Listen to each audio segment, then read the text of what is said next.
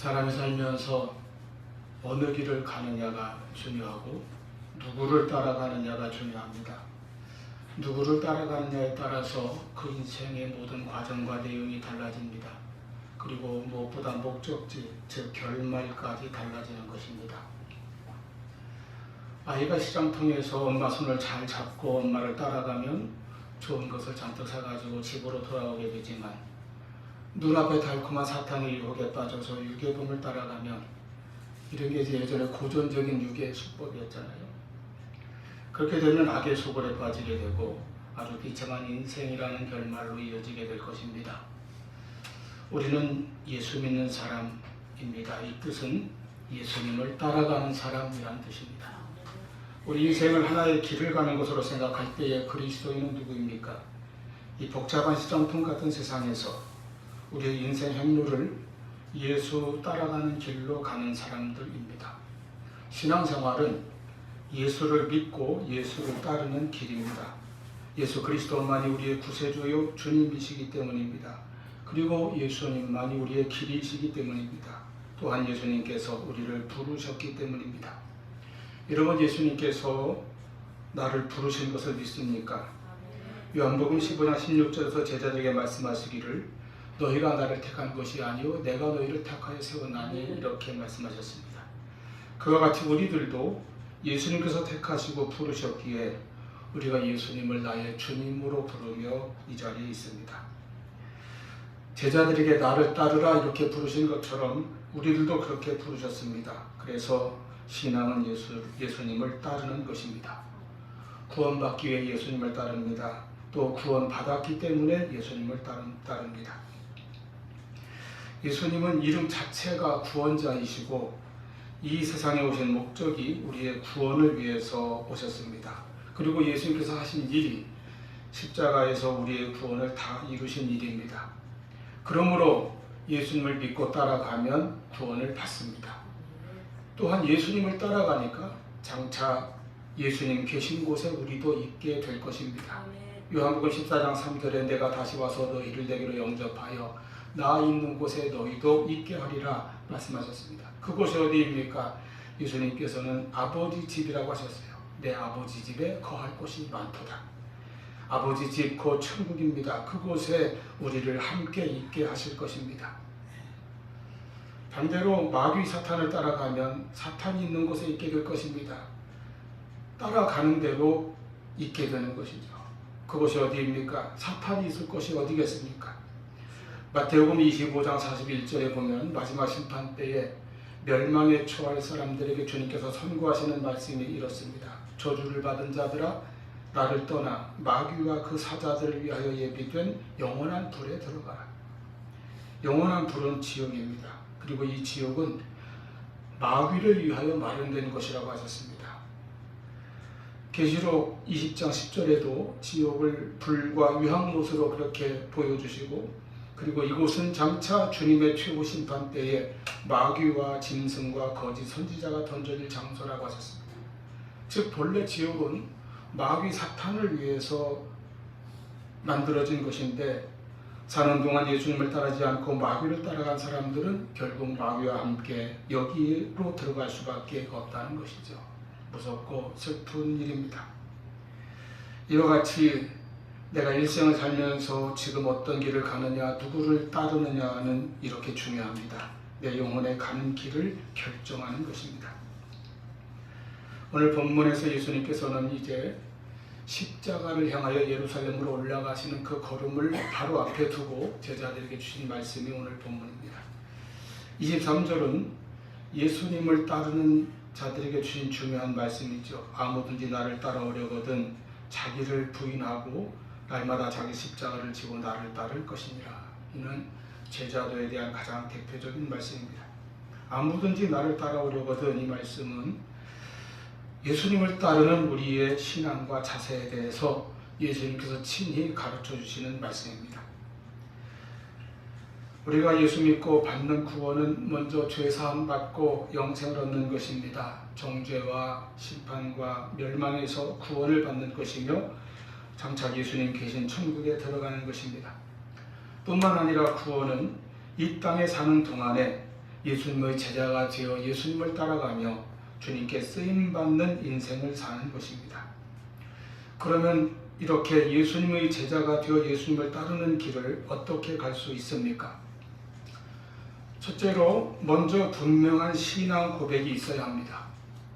예수님은 오늘 제자도에 관한 이 중요한 말씀을 주실 때에 우리가 잘 아는 그 베드로의 신앙 고백에 이어서 이 말씀을 하셨습니다. 같은 내용이 마태복음 16장과 마가복음 8장에도 기록되어 있습니다. 내용과 순서가 똑같습니다. 예수님께서 먼저 물으시지요. 세상 사람들이 나를 누구라 하느냐, 나에 대해 무엇라 하느냐 하더냐 이렇게 물으셨습니다. 제자들은 각자 들은 대로 대답합니다. 더러는 예수님을 가리켜 세례 요한이라고 합니다. 또 더러는 엘리야 또는 예레미야나 선지자 중의 하나라고 합니다. 예수님께서 다시 물으십니다. 그러면 너희는 나를 누구라고 하느냐? 다른 사람들은 그렇다 하고 너희는 나를 누구라 하느냐? 여러분, 우리는 어떻습니까? 다른 사람의 말이 중요한 것이 아니라 어떤 신학적인 교리적인 지식이 중요한 것이 아니라 나는 예수님을 어떻게 알고 있고 어떻게 믿고 있습니까? 이것은 우리의 나 자신의 신앙 고백으로 예수님 앞에 분명히 답해야 할 나의 대답이어야 합니다. 베드로는 제자들을 대표하여 고백합니다. 주는 그리스도시요 살아계신 하나님의 아들이시니이다. 마태복음 16장 16절이죠. 마가복음 8장 29절은 좀 간략합니다. 주는 그리스도시니이다. 오늘 본문 누가복음 9장 20절에서는 하나님의 그리스도시니이다. 여기 세 본문의 공통적으로 고백한 대답은 그리스도란 말이에요. 예수님은 그리스도십니다. 그리스도란 말은 메시아, 구세주란 뜻입니다. 예수님을 향하여 주님은 세상의 구주이시고 나의 주님으로 우리가 이렇게 예수님을 믿고 고백하는 것이 바로 신앙입니다. 이 올바른 신앙 고백을 들으신 후 예수님께서는 처음으로 주님께서 곧 당하실 고난과 십자가의 죽음 그리고 부활에 대해서 말씀하십니다. 그리고 이어지는 말씀이 바로 제자도에 대한 말씀입니다. 저도 전에는 이 베드로의 신앙 고백에 대한 말씀 따로 또 예수님이 가르친 제자도를 따로 이렇게 살펴본 적도 있습니다. 그런데 말씀을 깊이 보니까 결국 신앙 고백과 제자도는 하나로 연결되어 있다는 사실입니다. 신앙 고백 없이는 참 예수님의 제자가 될 수 없습니다. 그리고 신앙 고백은 온전한 제자도로 연결되어야 한다는 것입니다. 신앙 고백 없이는 진실된 신앙 고백 없이는 예수님을 올바로 따를 수 없습니다. 참된 신앙 고백 없이 예수님을 따르는 것은 진정한 제자의 길이 아닙니다. 따르는 척만 하는 것이죠. 또한 제자인 척만 하는 것입니다. 베드로에게 물으셨듯이 예수님께서 우리에게도 물으실 것입니다. 너는 나를 누구라 하느냐? 너희는 나를 누구로 믿고 따르느냐 하는 말씀입니다. 여러분에게 이 대답, 이 신앙 고백이 분명히 있기를 바랍니다. 자기 자신의 신앙 고백 없이도 교회 다닐 수 있습니다. 또 교회 오래 다니면 세례도 받고 또 어느덧 직분도 받습니다. 스스로 그리스도인이라 생각하고 남들도 그렇게 도와줍니다. 그러나 예수님의 제자로 예수님을 따르는 것은 아닙니다. 누구나 예수님을 따르는 것은 신앙 고백을 통해서, 올바른 신앙 고백을 통해서, 즉 자기 자신의 신앙 고백을 통해서 예수님을 따릅니다. 주는 그리스도시요 살아계신 하나님의 아들이시니이다. 예수님을 진정 나의 구주로 믿고 영접한 신앙입니다. 예수님을 믿는 것과 예수님을 영접하는 것은 같은 것입니다. 요한복음 1장 12절 영접하는 자 곧 그 이름을 믿는 자들에게는 하나님의 자녀가 되는 권세를 주셨으니 하셨습니다. 이렇게 예수님을 믿고 영접한 자가 예수님을 따를 수 있습니다. 또 이 말의 순서를 바꿔 생각해 보면 예수님을 따르지 않는 것은 예수님을 영접하지 않은 것과 같습니다. 요한복음 1장 11절에 예수님이 이 세상에 오셨을 때에 대해서 말씀하시는데 자기 땅에 오매 자기 백성이 영접하지 아니하였다고 했습니다. 이와 같이 예수님을 영접하지 않는 것은 예수님을 배척하는 것입니다. 입으로는 주여 주여 하지만 그저 자기 필요에 따라 예수님을 부르거나 예수님을 자신을 위해 이용만 하는 그런 태도입니다. 예수님에 대한 신앙 고백은 우리의 마음에서, 입술에서, 그리고 우리의 삶 가운데서 이루어지고 나타나야 합니다. 내 생활 속에서 산 신앙 고백이 진실로 나타나야 합니다. 예수님이 나의 주님이시면 무엇보다 우리는 주님의 뜻을 먼저 찾고 생각하고 그 뜻대로 행하고 살기를 실천해야 한다는 것입니다. 사실 우리가 대개 어떤 문제에 대하여 우리가 가장 많이 하는 말이 이것입니다. 내가 알아서 할게요. 내가 알아서 하겠습니다. 여러분, 알아서 한다는 것이 무엇입니까? 내 마음대로 하겠다는 것입니다. 내가 알아서 판단하고 알아서 선택하고 알아서 결정하고 그리고 그대로 하겠다는 것입니다. 거기 어디 주님이신 예수님의 뜻이 들어가 있습니까? 이는 인간이 예수 따르기를 거부하고 자기 마음대로 살 때 우리가 이렇게 말하는 것입니다. 신자라 하면서도 이렇게 말할 수 있습니다. 내가 주일날 교회에 와서 예배 드리는 것까지는 하겠습니다. 그러나 나머지 내 인생은, 세상에 돌아가서 내 인생은, 내 생활은 내가 알아서 하겠습니다. 주님과 상관없이 내 뜻대로, 내 마음대로 살겠다는 것입니다. 이것은 세상의 방식입니다. 세상과 불신자들이 예수님을 대하는 방식입니다. 우리는 어떻습니까? 이제 우리는 분명한 신앙 고백이 있는 신자, 그리고 그 신앙 고백이 내 생활로, 삶으로 나타나고 실천되는 성도가 되시기를 바랍니다. 그래야 우리가 예수님을 따를 수 있습니다. 두 번째로 예수님을 따르는 것은 예수님의 제자가 되는 것입니다. 제자가 스승을 따르는 것이죠. 진정한 신앙 고백은 제자도로 이어져야 합니다. 예수님 당시에도 예수님 주변에 무리가 있고 제자가 있었습니다. 무리는 어떤 기사나 이적으로 인해서 예수님께 관심을 가지게 된 사람들입니다. 예수님은 때로 그런 무리를 피하셔서 한적한 곳으로 물러나셨습니다. 또한 예수님은 무리에게 자신을 감추셨습니다. 이 일을 아무에게도 알리지 말라고 하실 때가 있어요. 하나님 나라는 감추인 보화입니다. 마태복음 13장 44절에 천국은 마치 밭에 감추인 포화와 같으니, 포화가 감추어진 그 땅을 겉으로 밟고만 다니는 사람들은 그 보화를 소유할 수 없습니다. 그것은 무리의 길입니다. 반면에 예수님께서는 제자들을 부르시고 한 사람 한 사람 부르셨어요. 그리고 그들을 가르치시고 그들에게는 하나님 나라의 비밀을 풀어 설명해 주셨습니다. 예수님을 향하여 올바른 신앙 고백을 드린 이들도 제자들입니다. 요한복음 6장에 기적의 떡을 먹은 무리가 다음날 또 기대를 가지고 나왔습니다. 그런데 그날은 예수님께서 기적을 베푸시지 않고 오직 하늘에서 내려온 영생의 떡에 대하여 말씀하셨습니다. 이 말씀은 우리에게 영생을 주시려고 자신의 생명까지 내어주실 예수님의 구원에 대해 말씀하신 것입니다. 그런데 그때 그 말씀이 어렵다 하면서 예수님을 떠나가고 다시는 나오지 않은 많은 사람들이 있었습니다. 그들이 무리입니다. 그때 예수님을 떠나지 않고 예수님 곁에 남아있던 소수의 사람들이 바로 제자들입니다.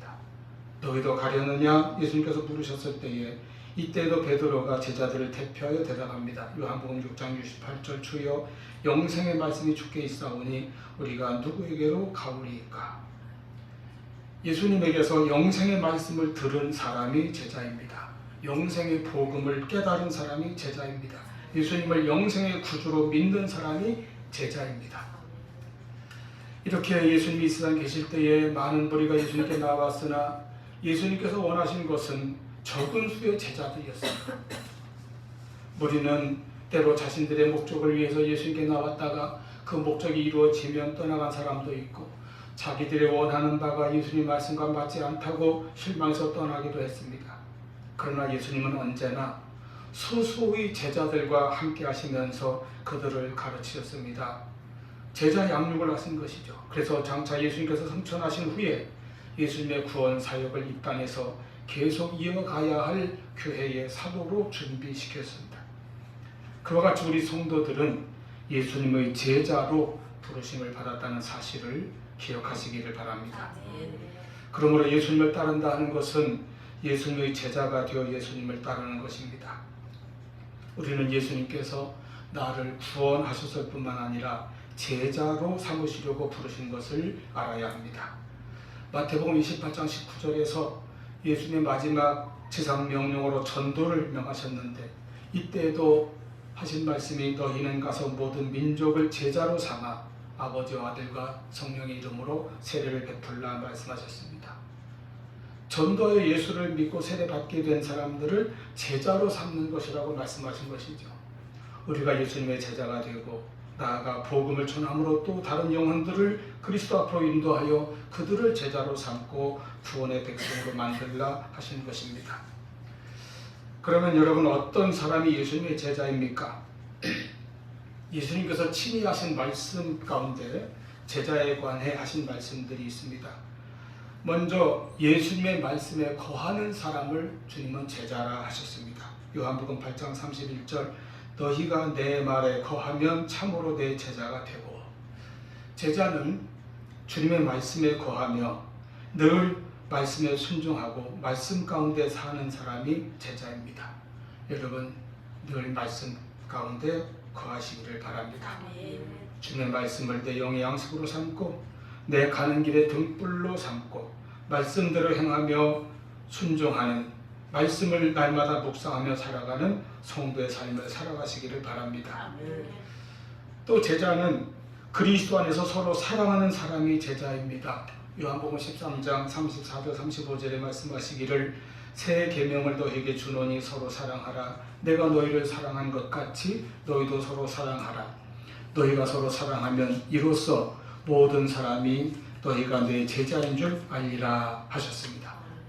이와 같이 제자는 사랑을 실천하는 사람이 제자입니다. 서로 사랑하는 것이 우리가 주님의 제자라는 표식이요 증거라는 말씀입니다. 성도가 서로 사랑하면 이로써 우리가 주님의 제자임이 드러나고 세상 사람들도 우리가 예수님의 제자임을 알게 되고 인정해 줄 것이라는 말씀입니다. 다음으로 제자는 열매를 맺는 사람입니다. 요한복음 15장의 포도나무 비유에서 8절에 보면 너희가 열매를 많이 맺으면 내 아버지께서 영광을 받으실 것이요 너희는 내 제자가 되리라 말씀하셨습니다. 열매를 맺으면 제자가 되리라. 이 열매는 그리스도인의 선한 열매입니다. 믿음에 합당한 열매입니다. 그리고 무엇보다 전도의 열매입니다. 이러한 열매를 맺는 사람이 제자예요. 마태복음 21장 43절에 그러므로 내가 너희에게 이르노니 하나님의 나라를 너희는 빼앗기고, 이건 유대인들에게 주신 말씀이에요. 그 나라의 열매 맺는 백성이 받으리라. 유대인이든 이방인이든 혈통이 어떻든 그 나라의 열매 맺는 백성이 하나님 나라를 유업을 받을 것이며 예수님의 제자가 될 것입니다. 주님께서 기뻐하시고 아버지께서 영광을 받으실 그런 열매를 맺음으로 주님의 제자가 되는 우리 모두가 될 수 있기를 축원합니다. 그리고 제자는 예수님께 배우는 사람입니다. 제자는 배움으로 제자가 됩니다. 마태복음 11장 28절에서 예수님은 수고하고 무거운 짐진 자들아 다 내게로 오라. 내가 너희를 쉬게 하리라. 이렇게 인류에게 가장 복된 초청의 말씀을 하신 후에 29절에서 말씀하십니다. 나는 마음이 온유하고 겸손하니 나의 멍에를 메고 내게 배우라. 그리하면 너희 마음이 쉼을 얻으리니. 여러분, 제자는 배우는 사람입니다. 예수님의 제자는 예수님을 배우고 예수님을 본받고 닮아가며 주님의 말씀과 뜻대로 행하는 사람입니다. 이렇게 주님의 말씀에 거하고 서로 사랑하며 열매를 맺고 예수님께 배움으로써 우리는 예수님께서 부르시고 세우시는 제자가 되어 예수님을 따르는 성도가 되기를 축원합니다. 세 번째로 예수님을 따라가는 길은 순종과 헌신으로 가는 길입니다. 이제 예수님의 제자로 예수님을 따르려면 어떻게 해야 합니까? 오늘 본문 23절에서 예수님께서 친히 가르쳐 주시고 있습니다. 누구든지 아무든지 나를 따르려거든 자기를 부인하고 자기 십자가를 지고 나를 따르라 하셨습니다. 이것이 예수님을 따르는 자세요 방법입니다. 예수님을 따르는 길은, 예수님의 제자가 되어 예수님을 따르는 길은 바로 이러한 길입니다. 이것은 철저한 순종과 헌신을 의미합니다. 자기를 부인하고, 여러분 제자의 삶은 자기 부인입니다. 제자의 길은 자기를 부인하는 길입니다. 사실 어려운 말씀이죠. 인간은 철두철미 자기중심적 아닙니까? 모든 생각이 자기를 중심으로 이루어집니다. 그래서 자기 생각, 자기 고집, 자기 주장, 그것을 항상 제일 앞에 놓습니다. 그것이 맞든지 틀리든지 그게 중요하지 않아요. 그런 게 결정적이지 않습니다.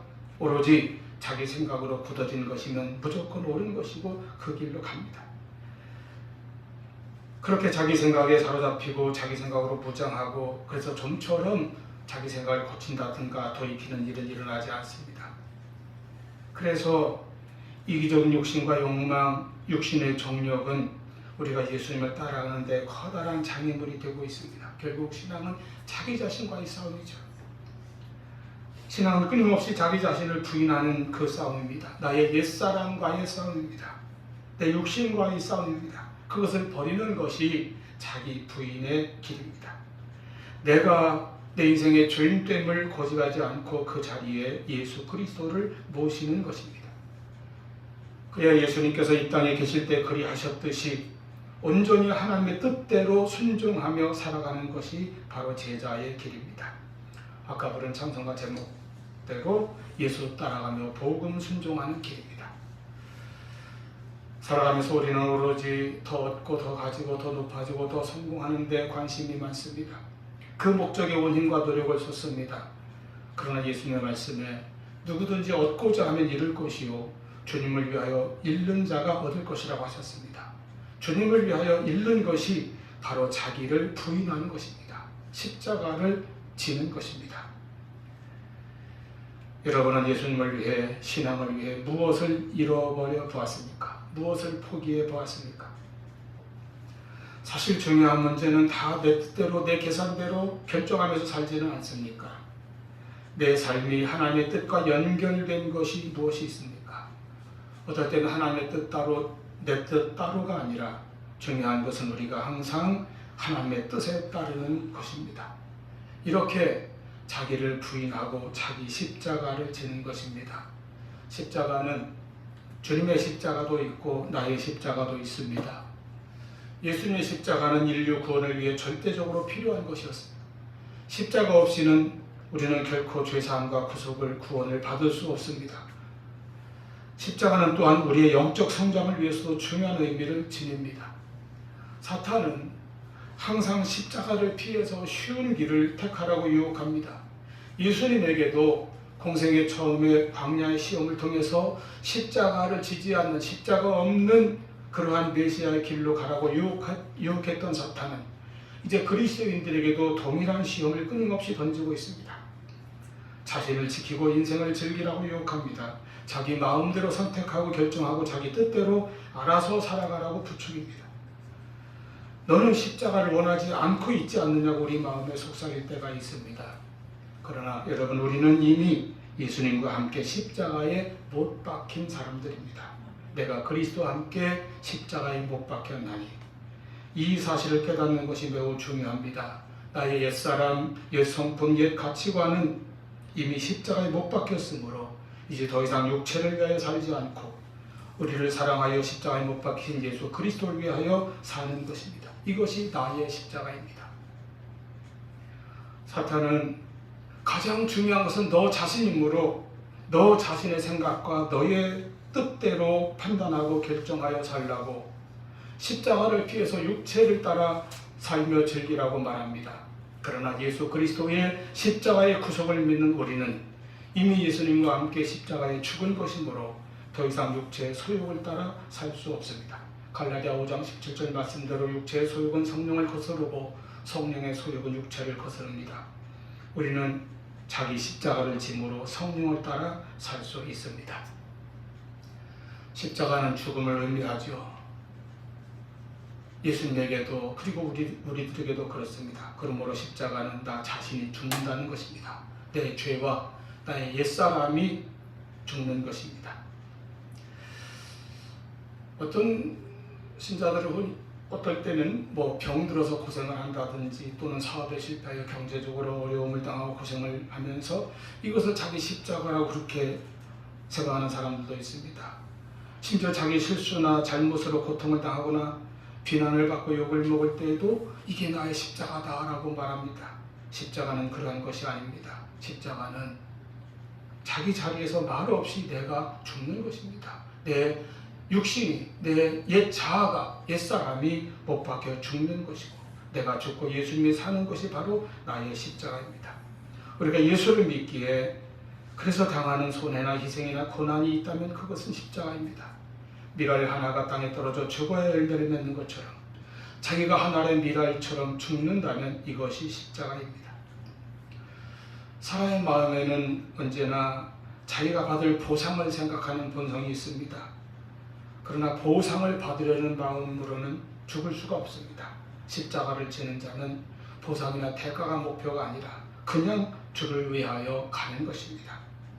기쁠 때나 슬플 때나 웃을 때나 눈물과 한숨을 지을 때나 우리의 삶의 비밀은 자기를 부인하고 십자가를 지고 주님을 따르는 것입니다. 이것이 순종과 헌신의 삶입니다.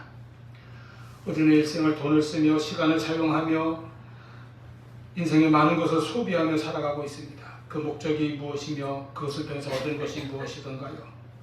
내가 제자로 예수님을 따라가는 길은 결국은 그리스도를 얻는 데 있습니다. 영원히 후회하지 않을 진실한 생의 목적을 아는 자만이 이 제자의 길을 걷게 될 것입니다. 결국 제자의 길은 내 육신의 정욕을 포기하고 주님을 사랑하는 길입니다. 예수님을 사랑하지 않고는 참 제자가 될 수 없습니다.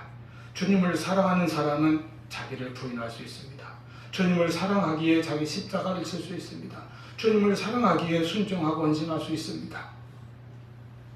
반대로 주님을 사랑하지 않는 제자의 길은 참으로 괴로운 길이요, 이것은 억지로 가야 하고 그러기 때문에 위선의 길입니다.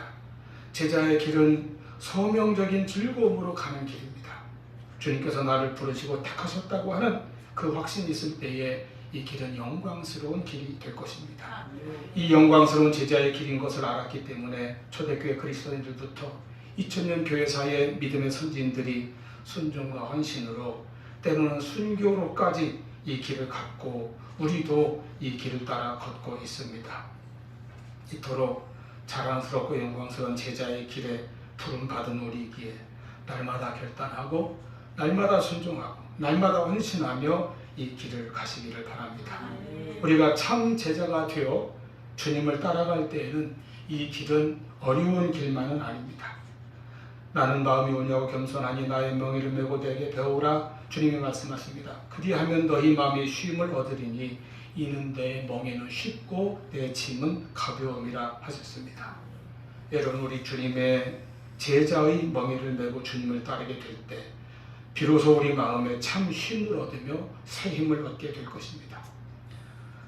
분명하고 진실된 신앙 고백으로 예수님을 따르십시오. 무리로 남아있지 말고 주님의 제자가 되어 예수님을 따르시기를 바랍니다. 자기를 부인하고 십자가를 지는 순종과 헌신으로 예수님을 따라가는 저와 여러분 될 수 있기를 축원합니다. 기도하시겠습니다.